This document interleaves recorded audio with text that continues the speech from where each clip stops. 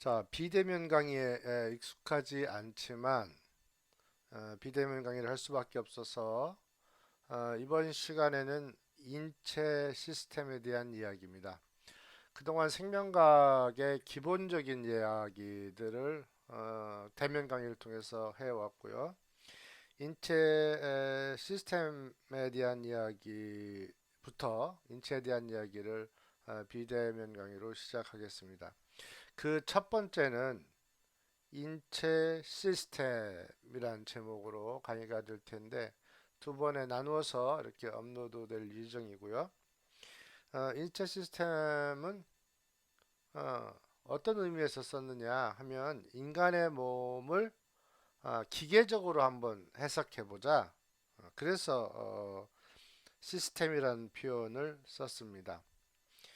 기계에서 시스템이라고 하면 어, 장치랑 조금 구분되는 개념 같지요? 우리 컴퓨터를 볼 때 컴퓨터 시스템 근데 거기에 입력 장치도 있고 출력 장치도 있고 저장 장치도 있고 내부에 보면은 처리 장치 CPU라는 것도 있고 뭐 저장하면서 그래픽이나 뭐 다른 기능들을 추가해서 어떤 시스템을 구성하게 되는데 기본적으로 정보를 주입하는 정보가 들어가는 입력 장치가 있고 그 정보를 바탕으로 해서 어, 어떤 의미 있는 결과물을 만들어내려고 하는 처리 장치가 있고 마지막으로 그 처리를 정리해서 보여주거나 새로운 아웃풋을 만들어내는 출력 장치가 있습니다.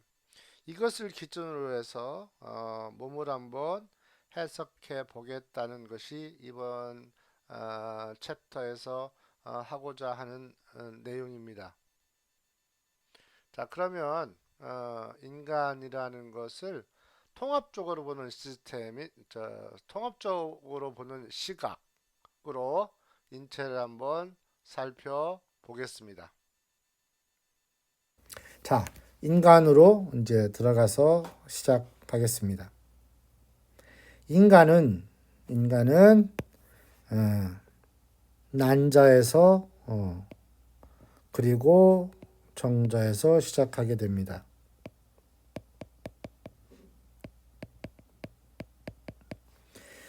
난자와 정자가 만나서 둘의 핵이 합쳐지면 지금 요게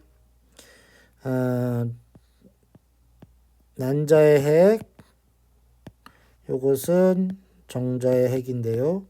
이것이 합쳐져서 두 핵이 합쳐져서 만들어진 것을 우리는 수정란이라고 부릅니다. 이 수정란이 어떤 인간의 첫 번째 세포가 되는 겁니다. 이 수정란이 계속해서 분열하고 이렇게 분열된 덩어리가 되죠. 요거를 우리는 배아라고 하고 약 12주가 지나면 그래도 어느 정도 형태를 갖추게 되는 시기가 오면 그때부터 태아라고 부릅니다. 자궁 안에서 태아가 성장을 해서 신생아가 되고 신생아가 영아, 아동기를 거치고 청소년기를 거쳐서 성인 그리고 노년에 이르게 됩니다. 이때는 이제 세포 한 개에서 시작해서 이제 세포가 80에서 100조 개 정도 된다고 합니다. 시작은 두 개 핵이 만나는 거였습니다. 난자와 정자의 핵이 만나는 거였고 그 핵 안에는 23개씩 요건 아빠한테서 요건 엄마한테서 와서 23쌍의 염색체가 되고 이 염색체는 DNA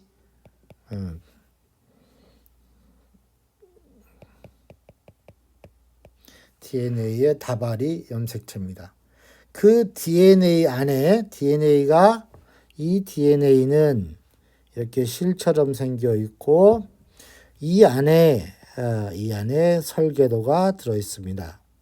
무슨 설계도가 들어 있냐면 단백질 설계도가 들어 있습니다. 단백질이 수십만 종류의 단백질이 있는데 예를 들어서 콜라겐이라는 단백질이 있다. 콜라겐을 만들 수 있는 정보, 인슐린을 만들 수 있는 정보, DNA 안에 요거를 우리가 인슐린의 유전자, 콜라겐의 유전자 이렇게 부르는 겁니다. 어떤 단백질의 유전자라는 뜻이죠. 유전자는 설계도이기 때문에 유전자는 이 유전자를 해석해서 mRNA라는 걸 만들고 이 mRNA가 해독되면 인슐린을 생산하게 됩니다. 이렇게. 그래서 이런 유전자를 가진 핵이 합쳐진 다음에 개체가 형성돼서 현재에 이르고 있는 거죠. 자, 인간은 일단 미숙아로 태어납니다. 태어나서 눈도 못 마주치고 눈도 못 뜨고 겨우 엄마 젖꼭지 찾아서 젖 먹는 것밖에 할 수 없는 그런 아주 조그만 미숙아로 태어나게 되죠. 심지어 그 인간보다 못한 저기 아프리카 초원의 얼룩말도 태어나자마자 막 엄마 쫓아서 걸어 다니는데 인간은 눈도 못 마주친다. 그건 이제 두 가지 이유가 있는데 지금까지 설명하는 미숙아로 태어나는 이유는 인간이 직립을 하면서 산도가 좁아졌기 때문에 미숙아로 태어날 수밖에 없다.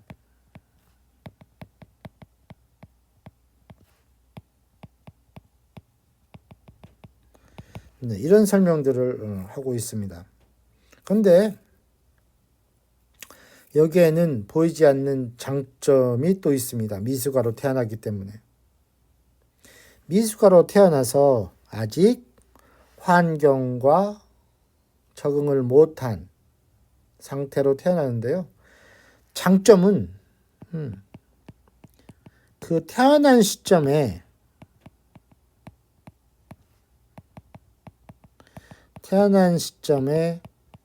환경 적응력이 뛰어나다.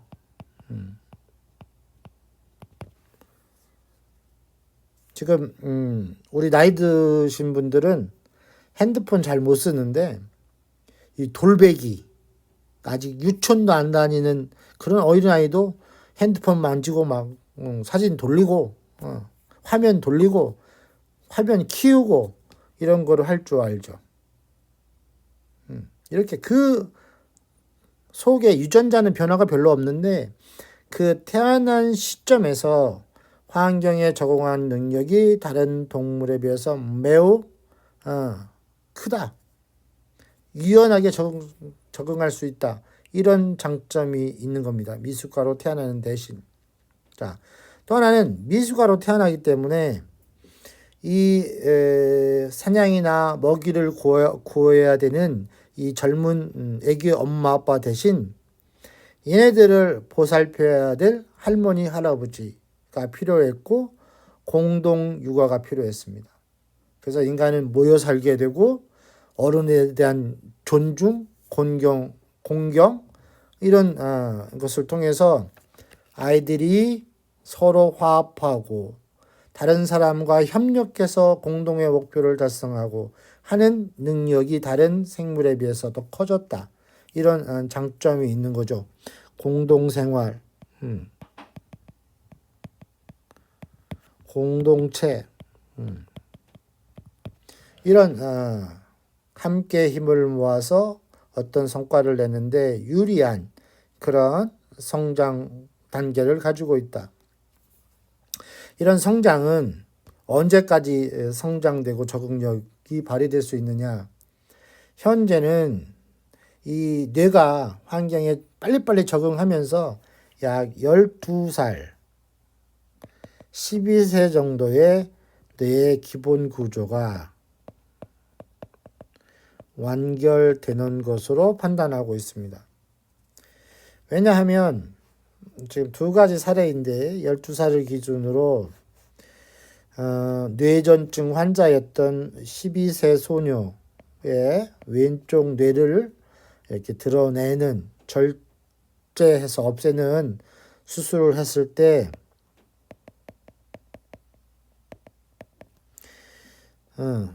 왼쪽 뇌가 하던 일을 오른쪽 뇌가 대신 수행하는 기능 회복이 가능했다. 아, 그래? 12살 이전에는 그러면 뇌 한쪽에서 하던 일을 반대쪽에서 대신할 수 있을 정도로 유연하였구나.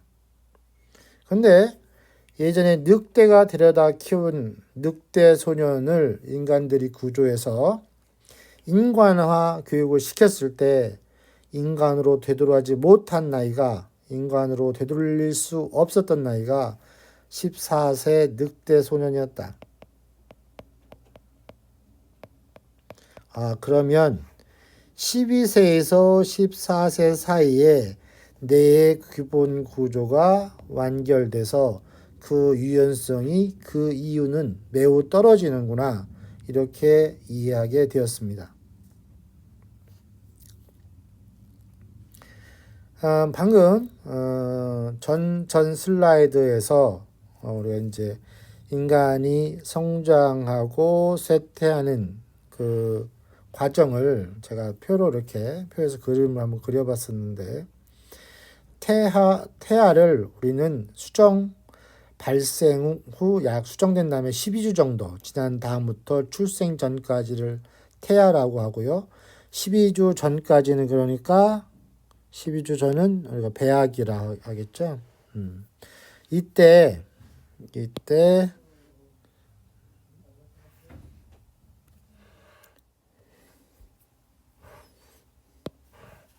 인체는 시스템으로 이해할 수 있습니다. 여기서 시스템은 입력장치와 처리장치, 그리고 출력장치를 가진 기계를 말합니다. 인간의 몸을 아주 기계적으로 분리하면, 그러니까 정보를 수집하는 입력의 부분, 그리고 모아진 정보를 처리하는 처리장치, 그리고 처리된 결과를 출력으로 나타낸 장치, 이렇게 세 가지 장치로 구분할 수 있다. 그러면 정보를 계속 수집하는데 인체는 무엇이 정보를 수집하느냐? 결국 우리 몸 전체에 있는 감각 수용기가 그 정보를 획득한다. 감각 수용기는 여러분들은 오감이라고 했던 각종 감각기에서 정보를 수집합니다. 귀를 통한 청각은 세상의 소리에서 오는 정보를 수집하고, 눈을 통해 들어오는 시각 정보는 주변에 보이는 모든 것에 대해서 정보를 수집하고, 코는 후각신경 수용체를 통해서 냄새에 대한 정보를 수집하고, 머리 안에 귀 안에 있는 균형의 감각은 인체가 서 있는 또는 앉아 있는 자세에서 오는 불안함, 균형 감각을 통해서 균형 잡힌 어떤 정보를 수집하고, 혀에 있는 미뢰에서는 미각 정보를 수집합니다. 또 전신에 있는 촉각에서 이런 터치, 만지는 그런 감각적인 정보를 수집하고, 그다음에 관절 사이사이에서는 또 속도라든지 균형에 대한 정보를 또 추가로 수집합니다. 이렇게 많은 정보들이 계속 어디로 보내지느냐? 처리 장치인 뇌로 보내지고 이 처리 장치는 그 정보들을 통해서 어떻게 움직여야 될 건지 또는 획득한 정보를 저장해야 될 것이 있는지를 구분해서 어떤 것은 저장하고 어떤 것은 바로 행동으로 옮기고 어떤 것은 지속해서 내장 활동을 통해서 체온을 올리든지 아니면은 또 뭐 심장을 뛰게 한다든지 각종 혈관을 늘린다든지 혈관을 줄인다든지 이런 출력을 내게 됩니다. 결국 인체는 이렇게 입력장치, 처리장치, 결과를 만들어내는 계산장치죠, 말하자면. 그 다음에 출력장치, 이런 세 가지 장치로 구성된 기계와 같다. 이 기계가 계속해서 움직여야 되니까 움직이려면은 에너지가 필요하죠. 그 에너지는 바로 음식을 통해서, 연료는 음식을 통해서, 또 필요한 재료들이 필요한데 재료들도 영양성분 음식을 통해서, 그 다음에 이 연료를 태워서 실제로 동력을, 움직임을 얻기 위해서 또 산소가 필요해서 호흡을 통해서 산소를 받아들이고요. 여기에서 이제 음식물과 에너지와 재료는 음식에서, 그 다음에 물도 필요하죠. 전체적인 수분 균형을 위해서 물이 안으로 들어가는 거죠. 이 기계에 필요한 물자가 바로 음식과 물, 공기 중에 있는 산소가 유입되는 물질이고, 여기서 이제 기계 장치가 움직이다 보니까 배기가스나 쓰레기가 나오게 되는데요. 그래서 외부 쓰다 남은 것이든지 못 쓰는 것은 배출하게 됩니다. 배출되는 것은 연료의 재료 폐기물이죠. 이런 폐기물들이 소변이나 대변, 땀으로 또 호흡을 통해서 배기가스 CO2가 밖으로 나오게 됩니다. 자, 기계를 하나 생각해 보겠습니다. 어떤 기계가 엔진을 통해서 움직여요. 이 엔진은 앞에서 오는 정보를 처리해서 엔진을 돌려서 움직이게 되고, 이 움직임을 위해서 연료가 필요한데요. 연료는 엔진을 돌리기 위해서 필요한 연료가 음식이라는 형태로 들어가고, 그 엔진을 돌리기 위해서, 엔진을 태우기 위해서 기화기, 가스가 필요한데요. 그 태우기 위한 가스가 호흡을 통해서 들어오고, 여기서 남는 찌꺼기와 연료를 태운 찌꺼기와 배기가스가 소변이나 대변, 땀, 그리고 호흡을 통해서 밖으로 나가는 이런 기계이다. 기계로 이해하고 그럼 한번 인체를 보도록 하겠습니다. 첫 번째는 이제 정보 획득을 위한 입력 장치를 한번 자세히 보면, 입력 장치는 크게 감각 정보를 수집하는 모든 장치가 입력 장치인데요. 입력 장치를 나누면 특수 감각, 체감각, 고유 감각, 이렇게 세 가지로 나눌 수 있습니다. 특수 감각은 얼굴에 있는 감각을 말하고요. 얼굴 안에 지금 5개의 감각 기관이 있습니다. 시각, 청각, 후각, 미각, 균형 감각. 아까 말씀드린 대로 시각, 인간은 시각의 90% 정도 정보를 의존하는, 굉장히 많은 정보가 시각을 통해서 들어오고, 그다음에 청각, 이제 마이크를 통해서 소리가 들어오죠. 양쪽 귀에서 들어오는데 이 청각 마이크는 24시간 켜져 있고요. 눈을 감으면 이제 시각 정보는 들어오지 않는데 청각은 계속 닫질 않으니까 계속 들어오고 있고, 후각도 계속 들어오게 되겠죠. 코로 들어오는 정보, 그 다음에 입을 통해서 맛으로 들어오는 정보가 있고, 귀 안에 그 뼈 안에 들어있는 균형 감각이 있습니다. 이거를 우리는 특수 감각이라는데, 왜 특수 감각이라고 했느냐? 이 특수 감각이 다른 감각에 비해서 우선 처리 정보이기 때문에 그렇습니다. 특수 감각에서 온 정보는 우선 처리 정보이다. 우선권을 갖는다. 누구에 비해서? 체감, 몸에서 온 감각에 비해서 우선권을 갖는다. 자, 몸에 있는 체감각은 우리가 촉각, 통각, 온각, 냉각 이런 것들이 있을 수 있죠. 이것들은 이제 특수감각, 얼굴에 있는 시각, 청각, 미각, 후각, 균형감각 이런 거에 비해서 우선순위가 낮은 거죠. 얘들은 우선순위가 높고 그래서 시각이 막 집중하다 보면 누가 몸을 만지거나 눌러도 사실은 잘 모를 수가 있는 얘기죠. 그다음에 고유감각이라고 있는데 고유감각은 이제 어떻게 보면은 관절 사이에 있다고 보시면 되는데 움직이다가 속도감 또는 어디 이렇게 몸을 기울여서 낭떠러지 같은 데 쳐다보면 오싹하는 기분 이런 정보를 수집하는 것을 고유감각이라 합니다. 이렇게 많은 정보가 들어오는데 이러한 정보는 학습에 의해서 이렇게 변조될 수도 있고 필터링이 돼서 선택적으로 내려 들어가게 됩니다. 모든 정보가 다 내려 들어가는 것이 아니라 이거는 뭐 뇌에서 신경 쓰지 않아도 될 정보야. 이것은 꼭 신경 써서 처리해야 될 정보야. 라는 것이 필터링이 돼서 일부의 정보가 어디로 간다? 뇌로 간다. 이런 거죠. 자, 뇌로 들어온 정보는 어떻게 움직여라. 무엇을 해라. 하는 출력을 만들게 됩니다. 자, 내려온 정보를 처리하는 과정이고요. 현재 지금 들어온 정보가 있죠. 그 정보를 보고 지금 돌이 날라와 나한테 시각 정보가 들어왔어요. 지금 기억을 해보니까 저 돌을 맞으면 크게 다칠 수 있거나 죽을 수도 있다라는 거죠. 그러면은 벌써 두 가지 정보에서 그러면은 근육을 움직여서 빨리 주저앉아서 피해야겠다라는 출력을 냅니다. 또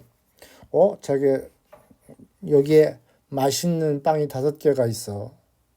근데 지금 우리는 운동하고 5명이서 들어왔는데 5개의 빵이 있습니다. 좀 빨리 먹어야 될 것 같아. 배고파서.